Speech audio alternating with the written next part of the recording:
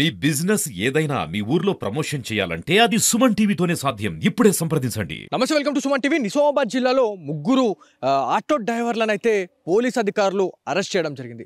So ఏం జరిగింది అని చెప్పేసి చాలా మంది అనుకుంటుండొచ్చు. ఎవరైతే ఉన్నారో కాపు కాసి మరి ఒక వ్యక్తిని అయితే నిలువు దోపిడీ చేసేందుకైతే వాళ్ళు యత్నించారు.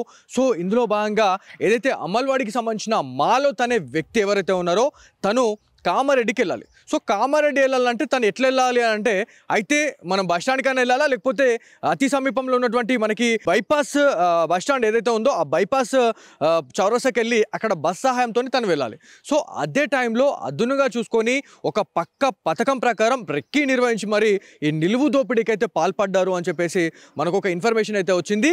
మూడౌటౌన్ పోలీస్ అధికారులు ఎస్ఐ హరిబాబు చెప్పిన వివరాల ప్రకారం మనకి ఏం చెప్పారంటే యాక్చువల్లీ సీన్లోకి దిగితే ఏదైతే మాలోత్ ఎవరైతే ఉన్నాడో అతను అమల్వాడికి సంబంధించిన వ్యక్తి, తను కామారెడ్డి వెళ్ళాలి. సో కామారెడ్డి వెళ్ళాలంటే ఖచ్చితంగా బస్ సహాయం అనేది తీసుకోవాలా, ఆటో సహాయం అనేది తీసుకోవాలా.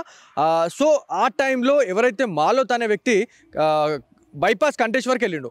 అక్కడికి వచ్చిన తర్వాత ఎవరైతే ఒక ఆటోలో దాదాపు ముగ్గురు వ్యక్తులు అనేవాళ్ళు ఈ ఎవరైతే మాలోట్ని అతి బలవంతంగా తన్ని ఆటోలో కూర్చోబెట్టుకున్నారు. సో కూర్చోబెట్టుకున్న తర్వాత మార్గ మధ్యలో ఎక్కడో ఒక దగ్గర ఆపేసి ఆయన దగ్గర ఉన్నటువంటి 5,500 రూపాయలు, దాంతోపాటు ఒక మొబైల్ని కూడా వాళ్ళు చోరీ చేసినట్టు తెలుస్తూ ఉంది. సో ఇదంతా కూడా నిలువు దోపిడీ చేసిన తర్వాత ఆయన నిడిసబెట్టేసారు. నిజంగా చెప్పానంటే చాలా మంచిగా అయింది.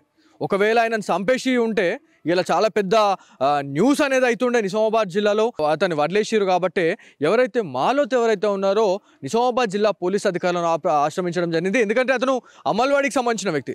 సో అమల్వాడి, నామదేవాడికి సంబంధించిన వ్యక్తులు కావచ్చు, ఎవరైతే మనకి ఈ చంద్రశేఖర్ కాలనీ, దుబ్బా ఇదంతా కూడా 3 టౌన్ ప్రెమిసెస్కి వస్తుంది. 3 టౌన్ పోలీస్ అధికారులకు వెళ్ళి మాలోత్ కంప్లైంట్ ఇవ్వడం జరిగింది. సో ఏమని అంటే, నేను ఇట్లా వెళ్తున్నాను, నన్ను అతి బలవంతంగా ముగ్గురు వ్యక్తులు, సో వీళ్ళు ముగ్గురు కూడా నన్ను నిలువు దోపిడీ చేయడం జరిగింది. సో దీంట్లో ఎవరైతే మనకి ఆటో డ్రైవర్గా వచ్చినటువంటి వ్యక్తులు ఎవరైతే ఉన్నారో దీంట్లో మనం మాట్లాడుకోవాల్సింది ఏంటంటే, సో బాధితుడు ఫిర్యాదు మేరకు అయితే పోలీస్ అధికారులు అయితే రెస్పాండ్ అయ్యారు. సో షేక్ అలీం, దాంతోపాటు బషీర్, ఖాదిర్లను అరెస్ట్ చేసి రిమాండ్కి అయితే తరలించినట్టు మనకి పోలీస్ అధికారులు అయితే చెప్పారు. సో ఈ ముగ్గురిని కూడా పోలీస్ అధికారులు రిమాండ్ చేసినారు.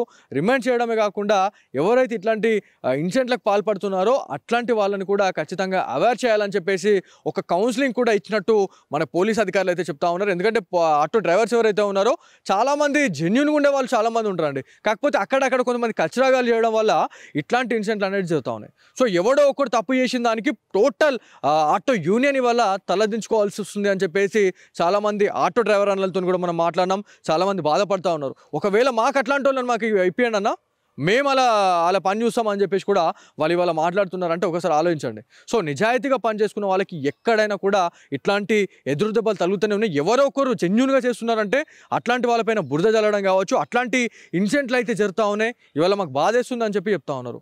సో ఎందుకంటే నవేడేస్లో తెలంగాణ రాష్ట్ర సర్కార్ ఏదైతే మనకి మహాలక్ష్మి పథకం తీసుకొని వచ్చిన తర్వాత చాలామంది కూడా ఇవాళ రోడ్ల మీద పడ్డారు అని చెప్పేసి ఒక పక్కన మనకి ఆటో డ్రైవర్ అనేది అయితే బాధపడుతూ ఉన్నారు. అట్ ది సేమ్ టైం ఇదంతా కూడా మేము తేరుకోలేని పరిస్థితుల్లో ఇట్లాంటి వాళ్ళు చేయడం వల్ల ఇవాళ ఆటోలు ఎక్కాలంటే కూడా చాలామంది భయపడతా ఉన్నారు. ఇవాళ లేడీస్ ఇవాళ ఆటోలు ఎక్కాలంటే గజగజ వంతున్నారండి. సో ఎవరో కొంతమంది చేయడం వల్ల ఇవాళ జెన్యూన్గా వర్క్ చేసుకునే వాళ్ళు కూడా ఇవాళ బాధపడతా ఉన్నారు. ఇవాళ మా పరిస్థితి ఎటు కాకుంటుంది, ఇలా ఈఎంఐలు కూడా కట్టుకోలేకపోతున్నాం అని చెప్పేసి ఆటో డ్రైవర్ అన్నలు చెప్తా ఉన్నారు. సో ఇదంతా కూడా కంటేశ్వర్లో జరిగింది, కంటేశ్వర్ బైపాస్లో జరిగింది. నిలువు దోపిడీ చేసే టైంలో ఇట్లాంటి ఇన్సిడెంట్ జరగడం అనేది అతనికి ఏం చేయలేదు కాబట్టి నిజంగా చెప్పాలంటే చాలా మంచి అయింది. లేకపోతే చాలా పెద్ద ఇన్సిడెంట్ అయ్యేదని చెప్పుకోవాలా. సో అదంతా తెలుసుకున్న తర్వాత పోలీస్ అధికారులకు ఆశ్రయించిండు మాలోత్. తర్వాత పోలీస్ అధికారులు చాలా మంచి రెస్పాండ్ అయిన తర్వాత వాళ్ళని ట్రేస్ అవుట్ చేయడం జరిగింది. ఎక్కడి నుంచి ఎటు వెళ్ళారు ఏంది అనేది ఒక పక్క ప్లాన్తోని సీసీ కెమెరాస్ని జల్లడబట్టడం జరిగింది. వాళ్ళనైతే అరెస్ట్ అయితే చేశాము. అరెస్ట్ చేసి రిమాండ్కి అయితే తరలించామని చెప్పేసి 3 టౌన్ ఎస్ఐ అయినటువంటి హరిబాబు గారు అయితే చెప్పడం జరుగుతుంది.